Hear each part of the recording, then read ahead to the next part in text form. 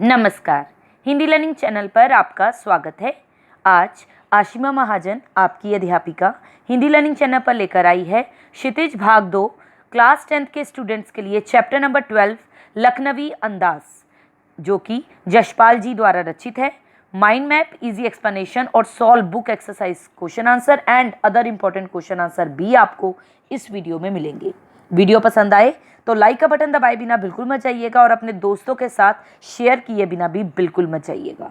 पाठ की शुरुआत मैं करूंगी अवधारणा मानचित्र के जरिए। लखनवी अंदाज, जैसा कि आपको पता है, आज आप जो पाठ पढ़ने जा रहे हैं उस पाठ का नाम है लखनवी अंदाज। लेखक परिचय, तो लेखक कौन है? जशपाल जी। और जो जशपाल जी हैं वो हिंदी साहित्य के एक सुप्रसिद्ध साहित्यकार हैं और इनका जन्म 3 दिसंबर 1903 को पंजाब स्थित फिरोजपुर छावनी में हुआ था। प्रारंभिक शिक्षा इनकी कांगड़ा के गुरुकुल में हुई थी। फिरोजपुर से मैट्रिक प्रथम श्रेणी में पास करने के बाद लाहौर के नेशनल कॉलेज से इन्होंने बीए की शिक्षा ग्रहण की थी और वहीं पर इनकी मुलाकात भगत सिंह और सुखदेव से भी हुई थी। बाद में इन्होंने स्वाधीनता आंदोलन में भाग लेना शुरू कर दिया था। ओके, मृत्यु इनकी 26 दिसंबर 1976 को हुई थी। ठीक है। रचनाएं, यशपाल ने अपनी बहुत सारी रचनाएं लिखी हैं जो आज आपको आगे वीडियो के अगले हिस्से में भी मैंने दिखाई हैं, तो वहीं पर आपको बताऊंगी मैं। ठीक है। पाठ परिचय।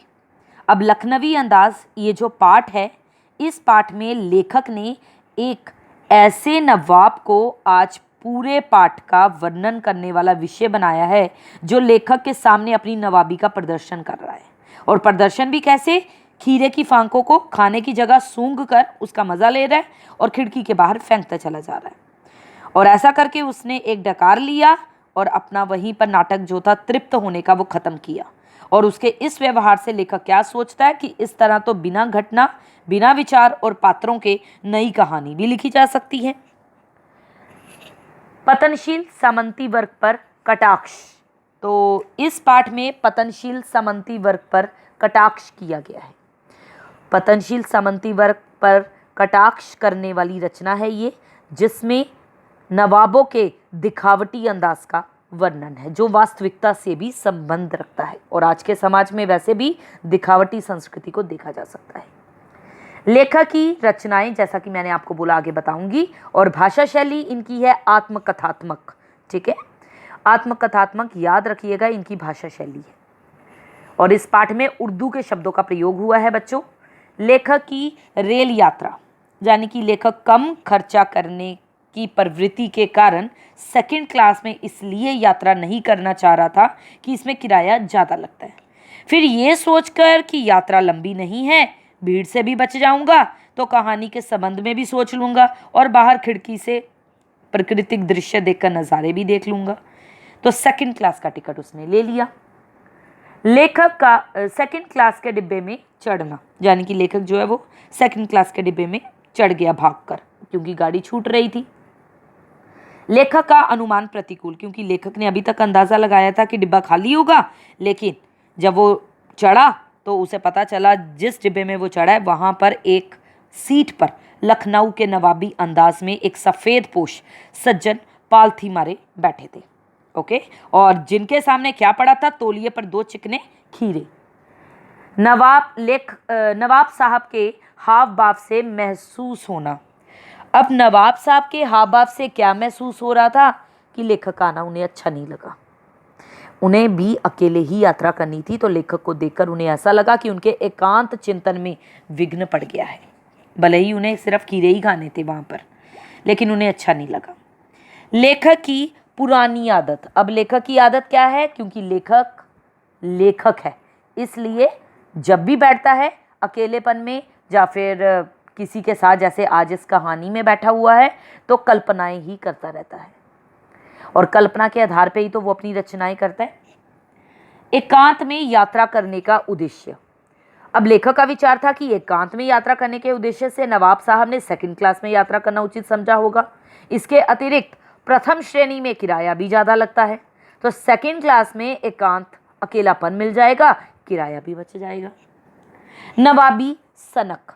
अब इस पाठ में नवाबी सनक, अब ये जो नवाबी सनक है यानी कि नवाब का जो प्रदर्शन करने का भाव है उसे नवाबी सनक इस पाठ में बताया गया है। होते हैं ना नवाब, क्योंकि लखनऊ के नवाबों को आदत होती है कि वो दिखावा ज़्यादा करते हैं, तो इसलिए इस पाठ में लखनवी अंदाज में नवाबी सनक इस शब्द का प्रयोग किया गया है। अकेले में सफ़र काटने के लिए खीरे खरीदना। अब क्या किया, अकेले में सफ़र करना है, इस विचार से नवाब साहब ने खीरे खरीद लिए होंगे। अब वो खीरे इसलिए नहीं खा रहे थे क्योंकि सामने लेखक बैठा है और नवाब मामूली वस्तुएं तो खाएंगे नहीं खीरे जैसी।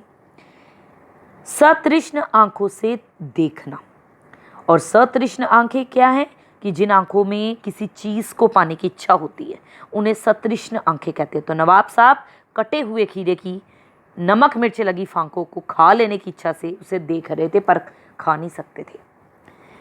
खीरा खाने की तैयारी। अब जो नवाब साहब हैं वो खीरा खाने की तैयारी करने लग पड़े हैं। और क्या क्या खीरे खाने की तैयारी में उन्होंने किया, तौलिया झाड़कर बिछा लिया, सीट के नीचे से पानी का लोटा उठाया, धोया, पोंछा, फांकों को काटा, नमक मिर्च लगाया। इस प्रकार जब आप पाठ पढ़ोगे तो पता चलेगा आपको। खीरे के इस्तेमाल की विधि पर सिर झुकाना। अब लेखक को नवाब साहब द्वारा खीरे के इस्तेमाल की विधि पर अपना सिर झुकाना पड़ा कि किस प्रकार से इन्होंने अपनी खानदानी शिष्टता का ध्यान रखा, स्वच्छता का ध्यान रखा और स्वच्छता का प्रदर्शन करते हुए नवाब साहब ने खीरे का मात्र सूंघ कर आनंद लिया। लेखक का विचार करना। अब लेखक क्या सोच रहा है कि जिस प्रकार से नवाब साहब ने मात्र सूंघ कर खीरे का आनंद लिया है, क्या इससे पेट भर सकता है? खीरा ना खाने का कारण बताना। नवाब साहब ने क्या कारण बताया होगा बच्चों कि खीरा होता तो स्वादिष्ट है पर आसानी से पचता नहीं है, इसके सेवन से पेट पर बोझ पड़ता है, इसलिए वो खीरा नहीं खाते हैं। तो ये पूरा पाठ आपको मैंने बता दिया है, किसके ज़रिए? माइंड मैप के ज़रिए। अब आपको समझने में ज़्यादा दिक्कत नहीं आएगी, फटाफट से आप समझते चले जाएंगे इस पाठ को। तो आइए पाठ की शुरुआत करते हैं। लखनवी अंदाज। तो ये है लेखक परिचय आपके सामने, उन्होंने क्या क्या प्रमुख कार्य किए ये यहाँ पर आपको रिटर्न में दे दिया गया है। और ये आपके लेखक हैं यशपाल जी। ठीक है, चलिए आगे बढ़ते हैं। ये यशपाल जी के बारे में बताया गया है कि उन्होंने कौन कौन से निबंध लिखे, कौन कौन से उपन्यास लिखे, कौन कौन से यात्रा संस्मरण लिखे। तो ये आप एक नज़र ज़रूर दौड़ा लीजिएगा, क्योंकि बोर्ड वालों का पता नहीं होता, वो 4 में से एक ऑप्शन ऐसी दे देते हैं जिसमें बच्चे को सोचना पड़ जाता है कि ये इनकी कहानी है या इनका उपन्यास है।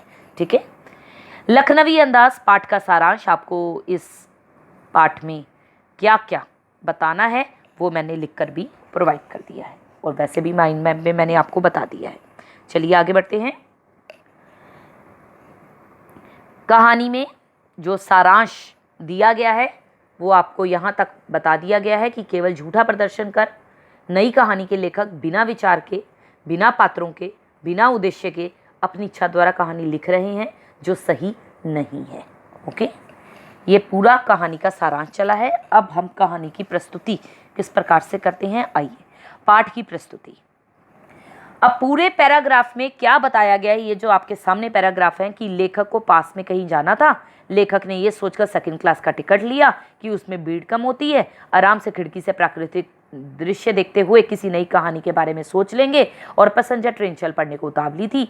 लेखक दौड़कर एक डिब्बे में चढ़े, परंतु अनुमान की विपरीत उन्हें डिब्बा खाली नहीं मिला। डिब्बे में पहले से लखनऊ की नवाबी नस्ल के एक सज्जन पालथी मारे बैठे दिखे। उनके सामने 2 ताजे चिकने खीरे तौलिए पे रखे थे। अब मैं आपको लाइन टू लाइन सुनाऊंगी चैप्टर आपका। मुफस्सिल की पैसेंजर ट्रेन चल पड़ने की उतावली में फुंकार रही थी।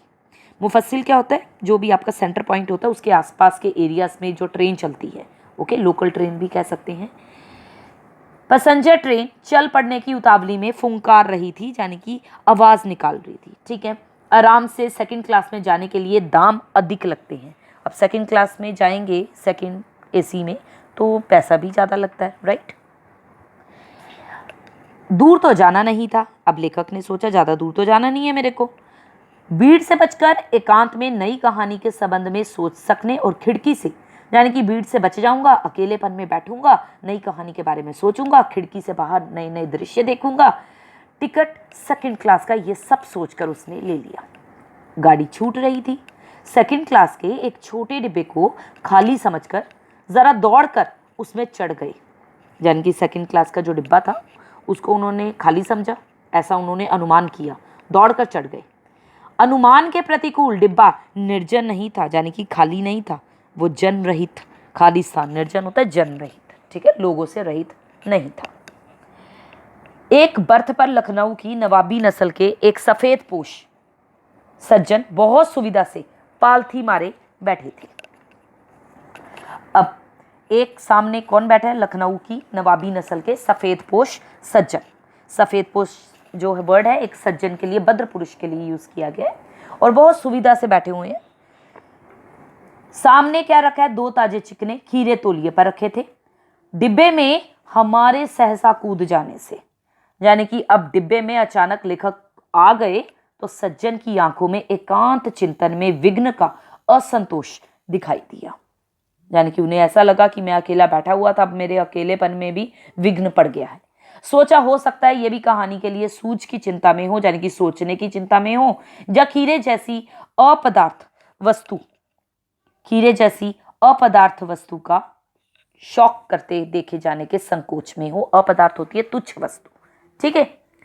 तो उन्होंने सोचा कि हो सकता है ये नई कहानी सोचने के लिए बैठे हैं, या खीरे जैसी तुच्छ वस्तु को देखे जाने के संकोच में बैठे हैं कि मुझे इस चीज का शौक है, खा लूंगा। नवाब साहब ने संगति के लिए उत्साह नहीं दिखाया। अब नवाब साहब ने बिल्कुल इंटरेस्ट नहीं लिया कि कौन मेरी सीट के सामने आकर बैठा है, नहीं बैठा है। हमने भी उनके सामने की बर्थ पर बैठकर आत्मसम्मान में आंखें चुरा ली।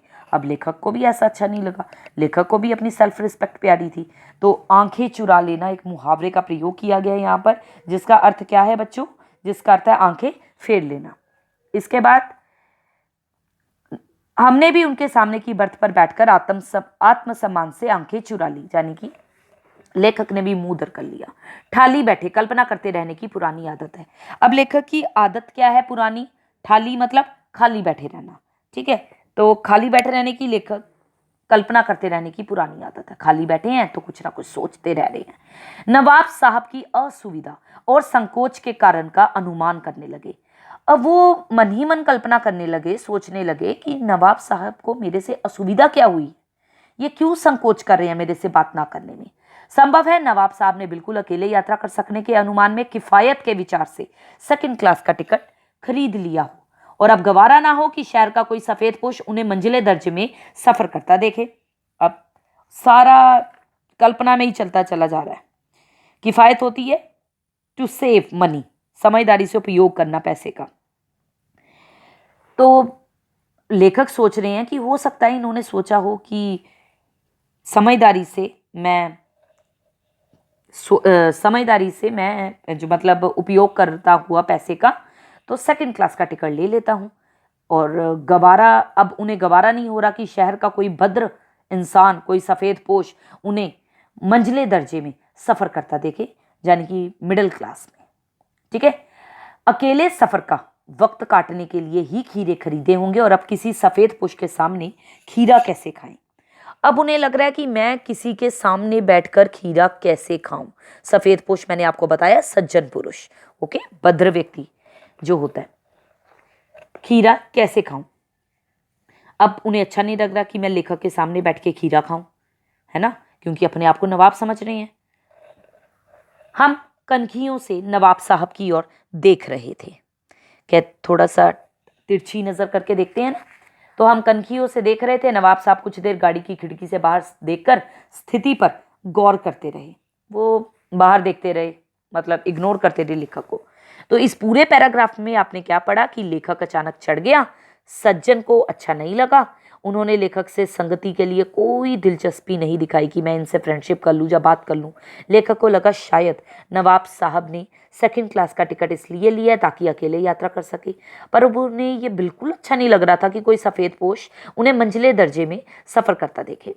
उन्होंने शायद खीरा भी अकेले सफ़र में वक्त काटने के लिए खरीदा होगा, परंतु अब किसी सफ़ेद पोश के सामने खीरा खाएं कैसे? नवाब साहब खिड़की से बाहर देख रहे थे, पर लेखक कनखियों से नवाब साहब की ओर देख रहे थे। ठीक है, चलिए आगे देखते हैं। ओ, नवाब साहब ने सहसा हमें संबोधन किया। अब बुलाने की कोशिश की कि चलो भाई, अब काफी देर से ये बैठे हुए हैं, अब इन्हें संबोधित कर देते हैं, बुला लेते हैं। तो नवाब साहब ने बुला लिया। अदाबर्स जनाब, खीरे का शौक फरमाएंगे, यानी कि आप खीरा खाएंगे।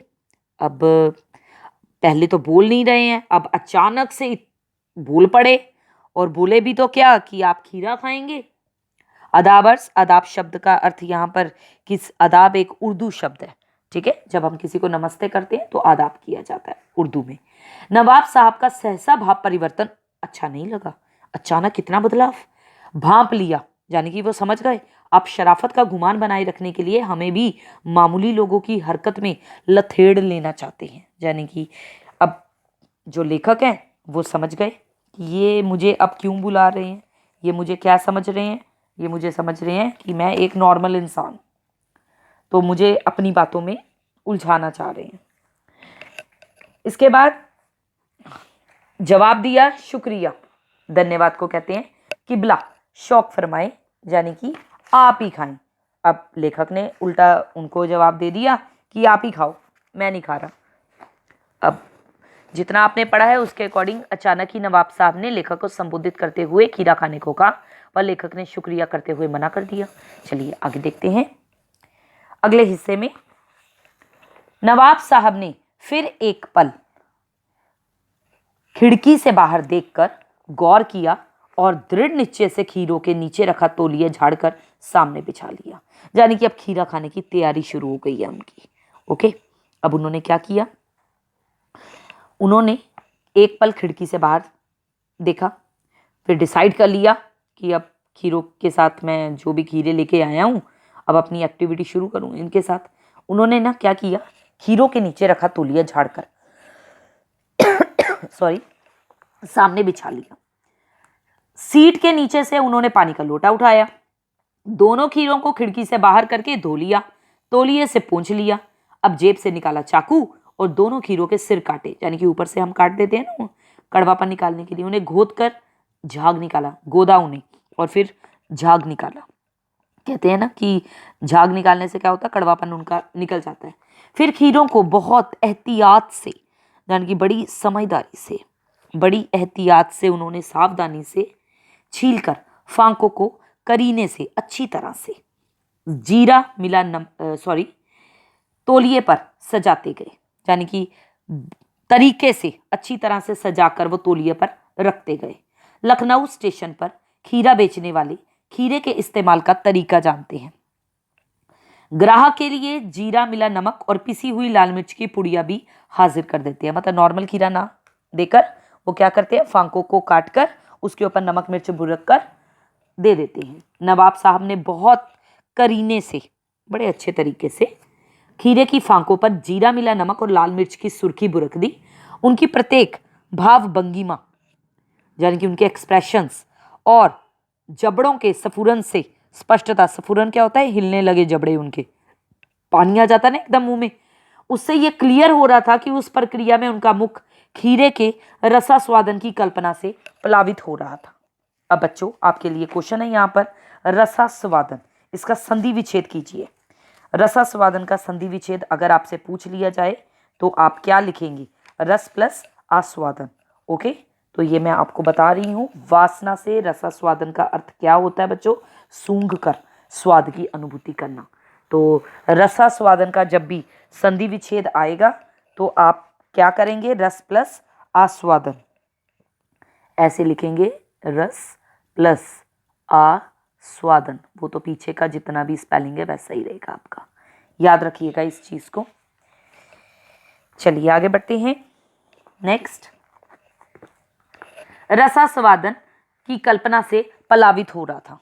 प्लावित होना कि पानी भर जाना मुंह में, इस तरह से हम कनखियों से देखकर सोच रहे थे तिरछी नजर से कि मियाँ रईस बनते हैं, यानी कि अपने आप को बड़े अमीर समझ रहे हैं, बड़ा दिखा रहे हैं मुझे कि मैं नवाब हूं, लेकिन लोगों की नजरों से बच सकने के ख्याल में अपनी असलियत पर उतर आए हैं, यानी कि अपनी वास्तविकता दिखा रहे हैं। नवाब साहब ने फिर एक बार हमारी ओर देख लिया। वल्ला, शौक कीजिए, लखनऊ का बालम खीरा है। वल्ला शब्द बच्चों यहाँ उर्दू शब्द है, याद रखिएगा, विदेशी शब्द है। अगर आपको विदेशी शब्द 4 ऑप्शन में आ जाए तो विदेशी चुनना है, और अगर भाषाओं में आ जाए तो उर्दू चुनना है, ठीक है। लखनऊ में जो खीरा मिलता है उस खीरे की किस्म का नाम है बालम खीरा, याद रखिएगा इस चीज को भी। नमक मिर्च छिड़क दिए जाने से ताजे खीरे की पनियाती फांके देखकर पानी मुंह में जरूर आ रहा था, लेकिन इनकार कर चुके थे। अब पनियाती फांके होता है कि मुंह में पानी, जब हम नमक वगैरह डाल देते हैं ना किसी फ्रूट पर, सैलेड पर, तो वो थोड़ी देर में पानी छोड़ देता है, तो पनियाती मतलब पानी छोड़ना। तो पानी छोड़ती फांकों पर देखकर अब लेखक के मुंह में भी पानी आ रहा था। मन तो कर रहा था लेकिन मना कर चुके थे। आत्मसम्मान निभाना उचित समझा, सेल्फ रिस्पेक्ट भी बचानी थी। उत्तर दिया, शुक्रिया, इस वक्त तलब महसूस नहीं हो रही, मन नहीं कर रहा मेरा, मतलब ऐसे। मेदा भी जरा कमजोर है, यानी कि उन्होंने बताया कि पेट भी कमजोर है, तो मैं नहीं खा रहा। किबला शोक फरमाए, किबला मतलब सम्मान सूचक शब्द है किबला, यानी कि आप ही खाएं, ठीक है। अब इस पूरे हिस्से में आपने क्या पढ़ा कि अचानक ही नवाब साहब ने लेखक को संबोधित करते हुए खीरा खाने को कहा था। लेखक ने शुक्रिया करते हुए मना कर दिया। नवाब साहब ने ढंग से खीरे को धोया, छीला, काटा, जीरा नमक लगाया, तौलिए पे सजाया, पर अब भी लेखक का मन तो था, पर मना कर चुके थे। आत्मसम्मान बनाए रखने के लिए उन्होंने कहा पेट खराब हो जाएगा, मैं नहीं खा रहा, बहाना बना दिया। और ताजे खीरे की जो भी पनियाती फांके थी वो लेखक के मुंह में पानी जरूर लेकर आ रही थी। चलिए अगले हिस्से में पढ़ते हैं। अगले हिस्से में क्या है, अब आप जो पढ़ोगे इसमें है लेखक ने मन ही मन में क्या सोचा कि मियाँ रईस तो बहुत बनते हैं, लेकिन लोगों की नज़र से बच सकने के ख्याल में अपनी असलियत पे उतर आए हैं। और नवाब साहब जो हैं वो खीरे की एक फांक सतृष्ण आंखों से उन्होंने उसे देखा, उसे उठाकर होठों तक ले गए, सूंघा, खीरे के स्वाद के आनंद में पलकें भी बंद कर ली, मुंह में आए पानी का घूंट भी गले से उतर गया। तब नवाब साहब ने फांक को खिड़की से बाहर छोड़ दिया, फेंक दिया। इसी प्रकार एक एक करके फांक उठाते गए, सूंघते गए, फेंकते गए। नवाबीपन दिखाना था ना। अब लेखक ने देखा, बड़े घमंड से लेखक की ओर भी उन्होंने देखा, जैसे होता है ना कि ये देखा नवाबीपन, और इस नायाब तरीके से खीरा खाकर थककर लेट गए। अब पढ़ते हैं आपकी बुक की लाइन टू लाइन। नवाब साहब ने सतृष्ण आंखों से नमक मिर्च के, सतृष्ण शब्द का अर्थ मैंने आपको बताया था, जरा कमेंट बॉक्स में मुझे बताइएगा कि सतृष्ण का अर्थ मैंने क्या बताया था, पता चल जाएगा आप चैप्टर को कितना ध्यान से सुनते हैं। सतृष्ण आंखों से नमक मिर्च के संयोग से चमकती खीरे की फांकों की ओर उन्होंने देखा। खिड़की के बाहर देखकर एक लंबी सांस ली, दीर्घ निश्वास। खीरे की एक फांक उठाकर होठों तक ले गए, फांक को सूंघा, स्वाद के आनंद में कि मजा आ रहा है, पलके मूंद ली, आंखें बंद कर ली, मुंह में भर आए पानी का घूंट गले से उतर गया। तब नवाब साहब ने फांक को खिड़की से बाहर छोड़ दिया। नवाब साहब खीरे की फांकों को नाक के पास ले जाकर वासना में रसा स्वादन कर खिड़की के बाहर फेंकते गए। थोड़ी देर पहले बच्चों मैंने वासना में रसा स्वादन का अर्थ आपको बताया था, अगर आपने सुना होगा ध्यान से तो कमेंट बॉक्स में जरूर बताइएगा। नवाब साहब ने खीरे की सब फांकों को खिड़की के बाहर फेंककर तौलिए से हाथ और होठ पोंछ लिए और गर्व से गुलाबी आंखों से हमारी ओर देख लिया। अब नवाब की आंखों में आए गुलाबीपन का कारण क्या था बच्चों, बताइए जल्दी से। नवाबी गर्व, जो घमंड हो रहा था उनको कि मैंने खीरा काटा, धोया, नमक लगाया, बाहर फेंक दिया, ये नवाबी गर्व दिखा रहे थे। मानो कह रहे हो ये है खानदानी रईसों का तरीका। नवाब साहब खीरे की तैयारी और इस्तेमाल से थककर लेट गए कि अब पूरा काम खत्म हो गया। खीरे को तौलिए पर बिछाने से लेकर खाने तक का हमें तस्लीम में सिर खम कर लेना पड़ा। अब कह रहे तस्लीम मतलब सम्मान, ये आपसे क्वेश्चन पूछा जा सकता है, तस्लीम का शाब्दिक अर्थ क्या है, तो आप बताइएगा सम्मान, रिस्पेक्ट। सिर खम करना, सिर झुकाना, मैं पूछूंगी आपसे, सिर खम करना, सिर झुकाना, ओके। तो अब लेखक ने सोचा इनके सम्मान में सिर झुका लूं मैं। ये है खानदानी तहजीब, यानी कि शिष्टता जिसे कहते हैं आप, नफासत यानी कि संस्कृति, और नजाकत यानी कि कोमलता। हम गौर कर रहे थे, क्या गौर कर रहे थे हम गौर कर रहे थे कि खीरा इस्तेमाल करने के इस तरीके को खीरे की सुगंध और स्वाद की कल्पना से संतुष्ट होने का सूक्ष्म, नफीस या एब्स्ट्रैक्ट तरीका जरूर कहा जा सकता है। अब सूक्ष्म तरीका मतलब छोटा तरीका, एब्स्ट्रैक्ट मतलब जिसका कोई भौतिक अस्तित्व ना हो, नफीस मतलब बढ़िया, ठीक है, नफीस मतलब बढ़िया। परंतु क्या ऐसे तरीके से उदर की तृप्ति भी हो सकती है, यानी कि पेट भर सकता है क्या ऐसे खाने से? नवाब साहब की ओर से भरे पेट के ऊंचे डकार का शब्द सुनाई दिया, यानी कि पेट भर गया, ऐसा डकार भी ले लिया उन्होंने। और नवाब साहब ने हमारी ओर देखकर कह दिया, खीरा लजीज होता है, बहुत टेस्टी होता है। खीरा लजीज होता है, लेकिन होता है सकील। सकील मतलब आसानी से ना पचने वाला, नामुराद मैदे पर बोझ डाल देता है। अब मैदा क्या है, यानी कि हमारे पेट पे बोझ डालता है। और नामुराद एक अपशब्द है, ये नामुराद जो है एक क्या है, अपशब्द है, अपशब्द यूज किया गया है। ज्ञान चक्षु खुल गए, किसके? लेखक के। पहचाना, उन्होंने पहचान लिया, ये है नई कहानी के लेखक। खीरे की सुगंध और स्वाद की कल्पना से पेट भर जाने का डकार आ सकता है, तो बिना विचार, घटना और पात्रों के लेखक की इच्छा मात्र से नई कहानी क्यों नहीं बन सकती? तो अब हम पाठ के उस हिस्से में पहुंच गए जहां से हमने पाठ का सार शुरू किया था कि नवाब साहब ने डकार ले ली और लेखक के ज्ञान चक्षु भी खुल गए और सोचा कि जब खीरे की सुगंध से, स्वाद से पेट भर जाने का डकार आ सकता है, तो क्या बिना सोचे समझे, बिना विचार के, बिना घटना के, बिना किसी पात्र के सिर्फ लेखक सोच ले कि मुझे कहानी बनानी है, तो क्या नई कहानी नहीं बन सकती? बिल्कुल बन सकती है।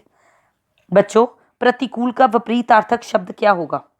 आपको ऑप्शन दिए जाएंगे, उपकूल, दुकूल, अप्रतिकूल, अनुकूल। तो आपका आंसर क्या होना चाहिए? तो आपका आंसर होना चाहिए अनुकूल। ओके। पाठ में शब्द आए थे तहजीब, नफासत और नजाकत। बच्चों, ये किस प्रकार के शब्द थे? याद रखिएगा, ऑप्शन आएंगी तत्सम, तद्भव, विदेशी या देशज। तो आपको याद रखना है ये सारे शब्द क्या हैं? विदेशी शब्द हैं। ओके, याद रखना है इन चीजों को आपको। अब पाठ के इस हिस्से में क्या बताया लास्ट में कि लेखक ने सोचा कि इस तरह से खीरा खाने से क्या पेट भर सकता है, तभी नवाब साहब ने डकार ले लिया और बोले खीरा होता है लजीज पर पेट पर बोझ डाल देता है। ये सुनकर लेखक ने सोचा जब खीरे की सुगंध से डकार आ जाती है तो बिना विचार, घटना, पात्रों के और इच्छा मात्र से लेखक की नई कहानी क्यों नहीं बन सकती? बिल्कुल बन सकती है, ठीक है। लेकिन एक्चुअली ऐसी कहानी किसी काम में आती नहीं है, ऐसी कहानी बनती नहीं, ठीक है बच्चों। तो नवाब साहब और खीरे के प्रसंग के माध्यम से लेखक ने क्या कहना चाहा है कि विचार, घटना और पात्रों के अभाव में भी नई कहानी लिखी जा सकती है।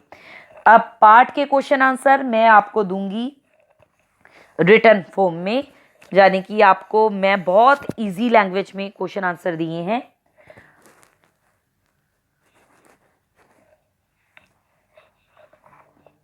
चलिए क्वेश्चन आंसर देखते हैं आगे आपके। सबसे पहला प्रश्न, लेखक को नवाब साहब के किन हाव भावों से महसूस हुआ कि वे उनसे बातचीत करने के लिए तनिक भी उत्सुक नहीं है? तो ये आंसर आपको आगे मिलेगा, ये रिटर्न में आपको दे दिया है। इसे आप पढ़िए, समझिए और अपने शब्दों में लिखने का प्रयास कीजिए, ठीक है। क्योंकि किसी का लिखा हुआ चाहे आप कहीं से भी पढ़ें, आपको एज इट इज़ याद नहीं होता, लेकिन एक बार आप रीडिंग करेंगे तो आपके दिमाग में कुछ चीज़ें घर कर जाएंगी, क्योंकि स्टोरी को जिस प्रकार से सुना है उसी प्रकार से उन शब्दों को पिरोकर यहाँ पर आपको उत्तर दे दिया गया है। अगला क्वेश्चन, नवाब साहब ने बहुत ही यत्न से खीरा काटा, नमक मिर्च बुरका, अंततः सूंघकर ही खिड़की से बाहर फेंक दिया। उन्होंने ऐसा क्यों किया होगा? उनका ऐसा करना उनके कैसे स्वभाव को इंगित करता है, यानी कि दिखाता है, नवाबीपन को दिखाता है कि वो दूसरों पर अमीरी की धाक जमा रहे हैं, ठीक है। बिना विचार, घटना और पात्रों के कहानी क्या लिखी जा सकती है? यशपाल के इस विचार से आप कहां तक सहमत हैं? तो हम यशपाल के विचारों से सहमत हैं कि बिना घटना, बिना पात्र, बिना विचार के कहानी नहीं लिखी जा सकती। कहानी का अर्थ है क्या हुआ उसे कहना, तो जब घटना ही नहीं होगी तो ये कैसे पता चलेगा कि क्या हुआ? बिना पात्रों के कुछ होगा कैसे, घटेगा कैसे? कहानी में कोई ना कोई विचार, बात, उद्देश्य अवश्य होता है। आप इस निबंध को और क्या नाम देना चाहेंगे? तो मैंने बहुत सारे नाम यहाँ पर आपको लिख कर दिए हैं, आप पढ़ सकते हैं। अकड़ू नवाब भी कहा है मैंने, लखनवी अंदाज जो आपके पाठ का नाम है, नवाब की सनक। तो इन सब के रीजन क्या है वो आपको यहाँ पर लिखकर मैंने दे दिए हैं, ठीक है। क्वेश्चन नंबर 5 का फर्स्ट पार्ट है, नवाब साहब द्वारा खीरा खाने की तैयारी करने का एक चित्र प्रस्तुत किया गया, इस पूरी प्रक्रिया को अपने शब्दों में व्यक्त करना है। तो वो सारी कहानी आपको लिखनी है, जैसे उन्होंने खीरा अपना निकाला था, तौलिया बिछाया था, काटा था, पानी का लोटा उठाया था, उन्हें धोया था, फिर चाकू से गोद कर झाग निकाली थी, वो सारी प्रक्रिया लिखनी है यहाँ पर। ख, किन किन चीज़ों का रसास्वादन करने के लिए आप किस प्रकार की तैयारी करते हैं? तो यहाँ पर गाजर, टमाटर, मूली, इन चीज़ों को खाना हम पसंद करते हैं। इन चीज़ों को पहले धोकर पोंछ लेते हैं, फिर उन्हें चाकू से साफ करके पतली पतली फांके कर लेते हैं। इसके बाद उन पर नमक मसाला लगाकर खाने के लिए हम तैयार कर लेते हैं। ओके, तो आप इनका आंसर ये देख सकते हैं। और कुछ बच्चे अगर लिखना चाहें तो आप लिख सकते हैं, कि क्योंकि कईयों को ये चीज़ें अगर नहीं पसंद हुई तो वो कुछ और भी लिखेंगे, तो कोई दिक्कत नहीं है, आप लिखिए। आप अपने विचार हमारे सामने रखिए पूरी तसल्ली से, क्योंकि कुछ को खीर खानी भी बड़ी अच्छी लगती है।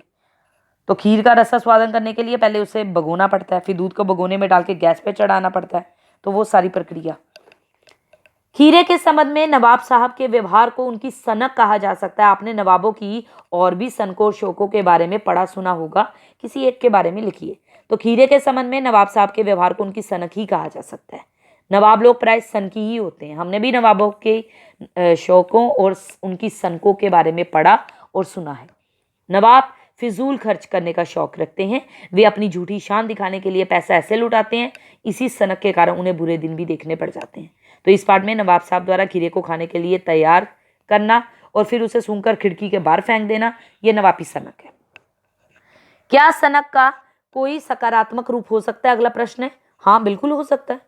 और सनक तो किसी काम को पूरा ही कराती है, वो अच्छी भी होती है। समाज के नवनिर्माण का काम सनकी ही करते हैं, जैसे आजकल योगी और मोदी जी कर रहे हैं, राइट। ये सनक ही है जो उनसे देश के अच्छे काम करवा रही है, देश के लिए।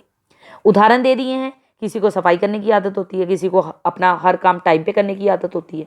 तो ये एग्जाम्पल्स आप पढ़ लीजिए। इंपॉर्टेंट क्वेश्चन दिए हैं, पाठ के आधार पर आपको नवाब का चरित्र चित्रण भी पूछा जा सकता है। तो पाठ के आधार पे आपने नवाब के बारे में जो जो सुना है वो आप यहाँ पर लिख सकते हैं। कुछ शब्दों को पिरोकर यहाँ पर दे दिया गया है, उन शब्दों का प्रयोग करेंगे तो आपको मार्क्स भी अच्छे मिलेंगे, ठीक है। तो आप ये ज़रूर पढ़िए नवाब के चरित्र चित्रण के लिए। उसके बाद पाठ का उद्देश्य स्पष्ट करना है, जो कि माइंड मैप में मैंने ऑलरेडी ही पाठ का उद्देश्य स्पष्ट कर दिया था। नवाब की स्थिति देखकर और बातें सुनकर लेखक पर क्या प्रभाव पड़ा? नवाब की स्थिति देखकर बातें सुनकर लेखक के ज्ञान चक्षु खुल गए थे। उन्होंने क्या पहचाना कि यह है नई कहानी के लेखक। बस यहाँ पर आपका पाठ होता है खत्म। आई होप लखनवी अंदाज पाठ आपको पढ़ाने में और समझाने में मैं काफ़ी हद तक सफल रही होंगी। और मेरी जो सफलता है वो इस बात पर निर्भर करती है कि आप कितने लाइक इस वीडियो को दिला कर जाते हैं, ठीक है। तो फटाफट से अपने दोस्तों के साथ शेयर कीजिए और 100, 200, 300 व्यूज़ फटाफट से करके मुझे बताइए कि आपको ये चैप्टर कैसा लगा है, समझ में आया है और कितना अच्छे से समझ में आया है। Okay students, good bye.